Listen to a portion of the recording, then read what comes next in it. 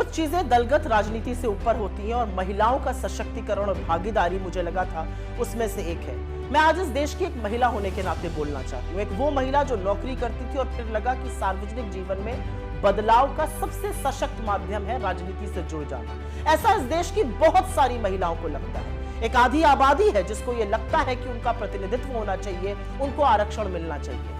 तो जब मोदी सरकार ने विमेंस रिजर्वेशन बिल की, महिला आरक्षण की बात की, तो हम प्रफुल्लित हो उठे। हमें लगा चलो जो काम हमने शुरू किया था, जिसकी ओरिजिनल शिल्पकार यूपीए की सरकार श्रीमती सोनिया गांधी थी, हमने राज्यसभा में बिल पारित कराया था, अब वो क्रियान्वित होगा। लेकिन अब पता चला कि मोदी जी की नीति और नियत दोनों में खोट है।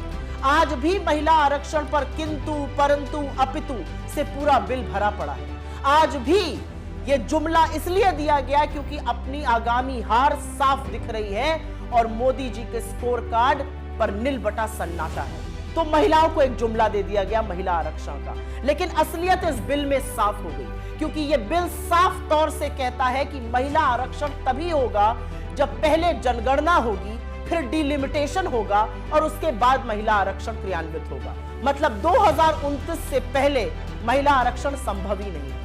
जिन लोगों को लग रहा था कि 2024 में 10 साल सत्ता चलाने के बाद मोदी जी एक काम तो अच्छा कर जाएंगे, उनको भी ठग लिया मोदी जी। आज इस देश की महिलाएं अपने आप को ठगा महसूस कर रही हैं, क्योंकि डिलिमिटेशन, जनगणना होते होते 2029 तक ही यह संभव हो पाएगा। ये जो बिल था, हमारा लाया हुआ बिल, राज्यसभा में 9 मार्च 2010 को पारित हुआ था। अगर आपकी नीति और नियत साफ होती तो आप उसी बिल को लोकसभा में लाते, बिना कंडीशन के उसको पास कराते और महिला आरक्षण एक रियलिटी बनता।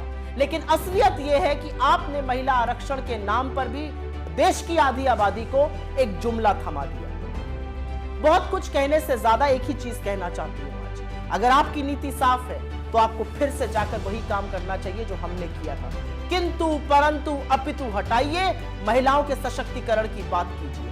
जो दूरदर्शिता राजीव गांधी जी ने दिखाई, आज उसका परिणाम है कि 30 लाख से ज्यादा निर्वाचित लोकल बॉडी इलेक्शंस में 10 लाख से ऊपर महिलाएं हैं। जो दूरदर्शिता और दृढ़ निश्चय सोनिया जी ने और मनमोहन सिंह जी ने दिखाया था, वो एक बार अगर आप दिखाते तो 2024 के चुनावों में महिलाओं की 1/3 भागीदारी होगी। लेकिन अब जो आपने किया है वो एक इवेंट था, वो जुमला था। आपको नए सदन में जाना था, एक बड़ा इवेंट करना था और बड़े इवेंट को करने के बाद निकला क्या? खोदा पहाड़ और निकली चुहिया। खोदा पहाड़ और पता चला 2024 में नहीं, ये तो 2029 में शायद संभव हो पाएगा। अगर आप चाहते तो आप जनगणना 2020 से 23 के बीच में करा सकते थे। सब कुछ हुआ लेकिन जनगणना नहीं हुई। फिर भी आपने जनगणना को और डिलिमिटेशन को एक क्राइटेरिया बनाया।